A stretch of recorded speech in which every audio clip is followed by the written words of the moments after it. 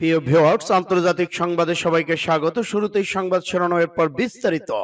বাকমুতে বিশ্বাসঘাতকতা করছে রাশিয়া, জানালেন অগানার প্রধান। আরো বিস্তারিত জানিয়ে দেব। মহড়া প্রশিক্ষণ বয়কট করল ইসরায়েলের রিজার্ভ পাইলটরা। গুপ্ত হত্যার সংখ্যায় আদালতে ভার্চুয়াল হাজিরা দিতে চান ইমরান খান। এবার ভারত পাকিস্তান সীমান্তে ভয়াবহ সংঘর্ষ, বহু হতাহত। বাকমুতে পিছু হটতে শুরু করেছে ইউক্রেন বাহিনী। আবারও আর্মেনিয়া আজারবাইজানের মধ্যে ভয়াবহ গোলাগুলি। ইউক্রেন রাশিয়া যুদ্ধ, মারিউপোল আত্মসমর্পণের জন্য রুশ আলটিমেটাম সাড়া দেয়নি ইউক্রেন। এবং সর্বশেষে জানিয়ে দিব, জেলেনস্কিকে হত্যার জন্য পাঠানো হয় চেচেনদের দুধর্ষ দল। শুনছিলেন সংবাদ শিরোনাম, এখন বিস্তারিত। তবে অনুরোধ থাকবে এই ভিডিওটিতে একটি লাইক দিন এবং কমেন্টস করে জানিয়ে দেন আপনি কোন জেলা থেকে বা কোথা থেকে আমাদের সাথে যুক্ত রয়েছেন। এবং সবার আগে আপডেট সংবাদ পেতে চ্যানেলটি সাবস্ক্রাইব করে আমাদের সঙ্গে থাকুন। ধন্যবাদ। ইউক্রেন রাশিয়া চলছে ভয়াবহ যুদ্ধ, বাকমুতে বিশ্বাসঘাতকতা করছে রাশিয়া, জানালেন ওগানার প্রধান। ইউক্রেনের বাকমুত শহর দখলে ইউক্রেনের বিপক্ষে রাশিয়ার হয়ে লড়াই করছে অগানার গ্রুপ। তবে অগানার সেনা দলকে পর্যাপ্ত গোলাবারুদ পাঠাচ্ছে না মস্কো, এমন অভিযোগ এনেছেন অগানার প্রধান ইয়েভজেনি প্রিগোজিন। রোববার একটি ভিডিও বার্তায় তিনি বলেছেন, গোলাবারুদের অভাব রয়েছে, এতে হতে পারে একটি আমলাতান্ত্রিক ব্যাপার অথবা বিশ্বাসঘাতকতা। তিনি আরো বলেছেন, যদি অগানারকে বাকমুত থেকে পিছু হটতে, তবে পুরো ফ্রন্ট ভেঙে পড়বে, যা রুশ স্বার্থ রক্ষাকারী সামরিক বাহিনীর মধ্যে মোটেও অনুকূল পরিস্থিতি তৈরি করবে না। ইউক্রেন যুদ্ধে হাজার হাজার সেনা পাঠিয়েছে রাশিয়া, ভাড়াটে সেনাদল অগানার। এদের মধ্যে অনেককে সরাসরি কারাগার থেকে পাঠানো হয়েছে। যারা বন্দী অবস্থায় রয়েছে তারা যুদ্ধে গেলে তাদেরকে মুক্ত করে দেওয়া হবে বলে ঘোষণা দিয়েছেন রাশিয়া। শনিবার বাকমুত শহরের ডেপুটি মেয়র মাচেনকো জানান, এখন শহরটি পুরোপুরি রাশিয়ার নিয়ন্ত্রণে রয়েছে। পথে চলছে তুমুল লড়াই, কিন্তু প্রয়োজন অতিরিক্ত গোলাবারুদ এবং বোমা। এতে করে যদি প্রয়োজন মতো গোলাবারুদ ও বোমা পাঠানো না হয়, তাহলে ইউক্রেন ভেঙে পড়বে। সূত্র পাস টুডে। নেতানিয়াহুর বিরুদ্ধে আন্দোলন, মহড়া প্রশিক্ষণ বয়কট করল ইসরায়েলের রিজার্ভ পাইলটরা। ইসরায়েলের প্রধানমন্ত্রী বেনিয়ামিন নেতানিয়াহুর কথিত বিচার বিভাগ সংস্কার কর্মসূচির প্রতিবাদে অংশ নিয়েছে বিমান বাহিনীর কয়েক ডজন রিজার্ভ পাইলট। তারা বলেছেন, নেতানিয়াহুর বিতর্কিত কর্মসূচির প্রতিবাদে তারা একদিন প্রশিক্ষণ মহড়া অংশ নেবে না।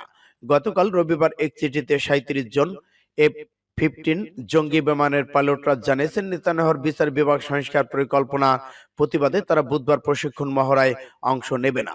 ইসরায়েলের সামরিক বাহিনীকে রাজনীতি থেকে দূরে রাখার ক্ষেত্রে দীর্ঘদিন যে নিয়ম গড়ে উঠেছিল, 37 পাইলটের এই প্রশিক্ষণ কর্মসূচি বয়কট করার মধ্য দিয়ে তা কার্যকর অবসান ঘটল। এটি ইসরায়েলের সামগ্রিক ব্যবস্থার উপর মারাত্মক আঘাত এনেছে। ইসরায়েলের বিমান বাহিনীকে ইহুদিবাদী সরকারের কৌশলগত বহু হিসেবে দেখা হয়। যুদ্ধের সময় রিজার্ভ পাইলটদের উপর ইসরায়েলে ব্যাপক নির্ভরশীল। ইসরায়েলি বিমান বাহিনীকে যুদ্ধের জন্য প্রস্তুত থাকার অংশ হিসেবে নিয়মিতভাবে তাদের প্রশিক্ষণ দেওয়া হয়। ইসরায়েলের প্রধানমন্ত্রী নেতানিয়াহু কারাবন্দীদের হত্যার জন্য আইন পাশ করার ব্যাপারে সারা বিশ্ব তার বিপক্ষে চলে গিয়েছে। ইসরায়েলি সামরিক বাহিনীর মুখপাত্র রিজার্ভ পাইলটদের প্রশিক্ষণ মহড়া বয়কট এবং সম্পর্কে মন্তব্য অস্বীকার করেছেন। এ বিষয়ে নেতানিয়াহু দপ্তরে মন্তব্য জানান, অনুরোধ করলে তারা তা অস্বীকার করেন। সূত্র টাইমস অফ ইসরায়েল। আদালতে গুপ্ত হত্যার আশঙ্কা, আদালতে ভার্চুয়াল হাজিরা দিতে চান ইমরান খান, চিঠি লিখেছেন রাষ্ট্রপতির কাছে। পাকিস্তানের সাবেক প্রধানমন্ত্রী তেহরি ই ইনসাফের পিটিআই চেয়ারম্যান ইমরান খান গুপ্ত হত্যার শিকার হতে পারে যে কোনো সময়, আর তাই জীবন রক্ষার ভার্চুয়ালি আদালতে হাজিরা দেওয়ার সুযোগ চেয়েছে ইমরান খান।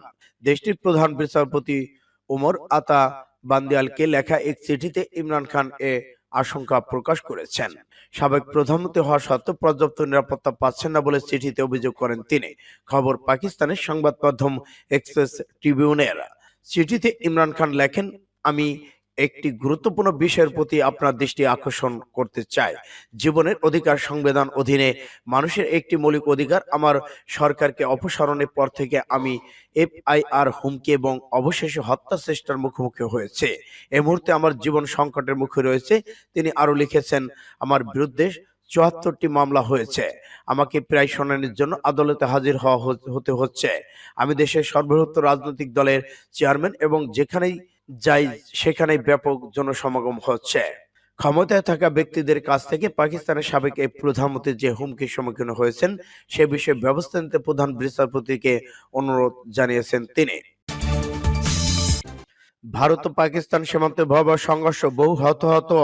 পাকিস্তানের সামরিক বাহিনী বলেছে ভারত সৈন্যরা তাদের নিয়ন্ত্রিত কাশ্মীরের সেনাবাহিনী একটি তল্লাশি চৌকিতে হামলা চালিয়ে একজন সৈন্যকে হত্যা করেছে।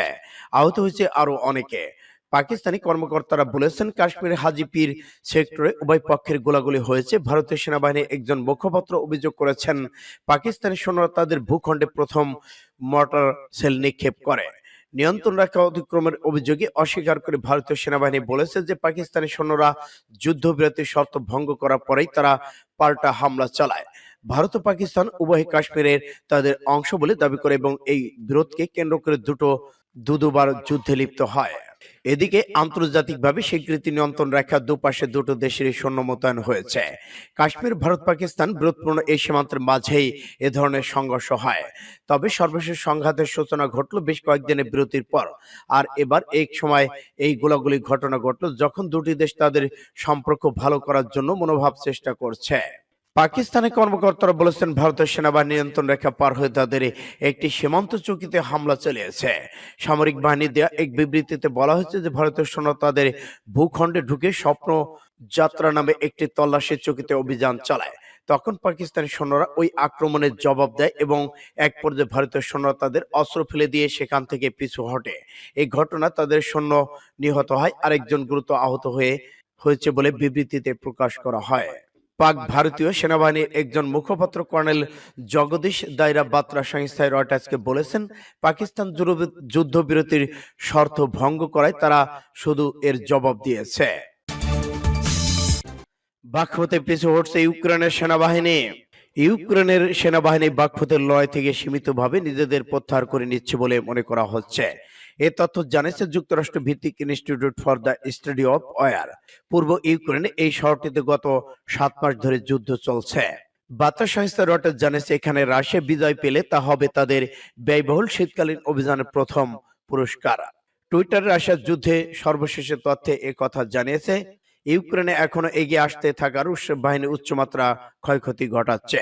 ব্রিটিশ দৈনিক গার্ডিয়ানের প্রকাশিত আইএসডব্লিউ মূল্যায়নে বলা হয় ইউক্রেন ঠিক কি চাচ্ছে তা বলা এখনো মুশকিল।